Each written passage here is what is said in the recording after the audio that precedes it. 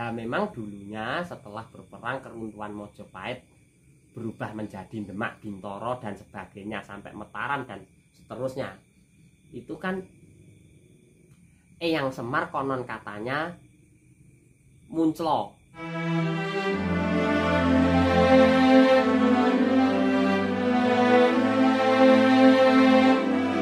Salam Rahayu, salam sejahtera buat kita semua. Kembali lagi bersama Semedi Jawa Channel. Pembahasan kali ini adalah kembalinya Eyang Semar. Untuk Mas Adit, menurut panjenengan kembalinya Eyang Semar niku pripun? Nggih, matur nuwun.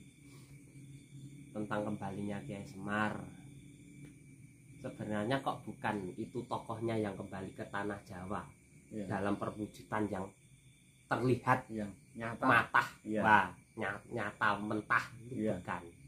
Karena kalau terlihat dengan moto wantah itu pasti ya semua orang Bisa takut. melihat. Itu sebenarnya itu sanepo juga tentang kembalinya Eyang Semar. Sebenarnya kembalinya itu bagaimana sih? Kembalinya itu tentang ajarannya. Jadi ajarannya Eyang Sabdo Palon itu kembali ke tanah Jawa. Setelah runtuhnya Mojopahit, itu Eyang Sabdo Palon berpindah dan mempunyai perjanjian dengan Eyang Syekh Subakir dalam kurun waktu yang sekian, maka tanah Jawa akan kembali ke jati dirinya. Itu sebenarnya setelah keruntuhan Mojopahit itu sendiri, kan ajaran Eyang Sabdo Palon kan sudah terkikis. Lah kok ini ada fenomena muncul lagi tentang kejawen kuno. Ya. Dari generasi ke generasi kok mulai ada kemunculan tanda-tanda seperti itu. Tentang ajaran Eyang Sabdo Palon itu ajaran Buddha Budi ya. Ajaran Budi. Ngrasuk agama Budi. Sebenarnya bukan agama. Itu kepercayaan yang sebagai pegangan hidup ataupun kepribadian sebagai orang Jawa.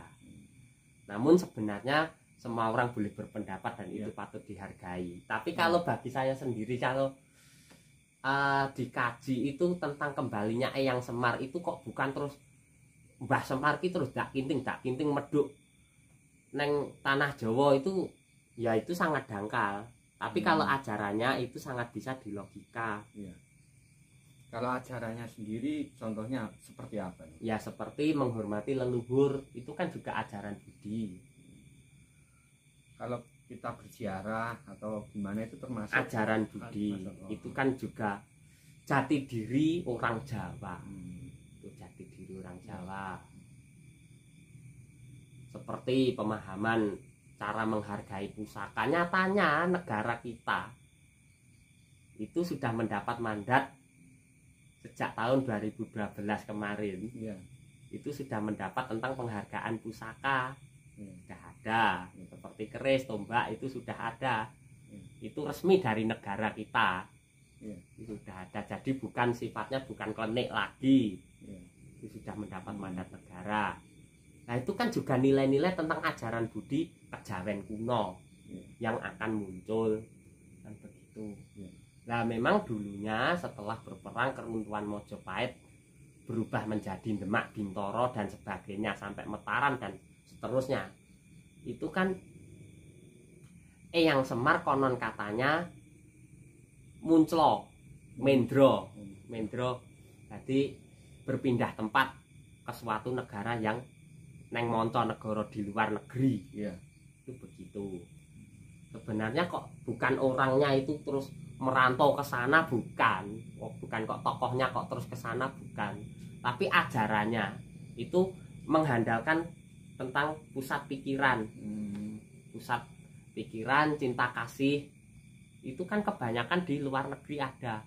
Maka tidak aneh orang luar negeri itu cerdas. Sebenarnya itu ajaran Buddha Budi. Itu ajaran Buddha Budi begitu. Kalau tentang kembalinya Eyang Semar Kalau bagi saya pribadi itu tentang ajarannya yang kembali, ya, bukan ajarannya orangnya yang kembali, bukan orangnya. Nggih, matur sembah nuwun.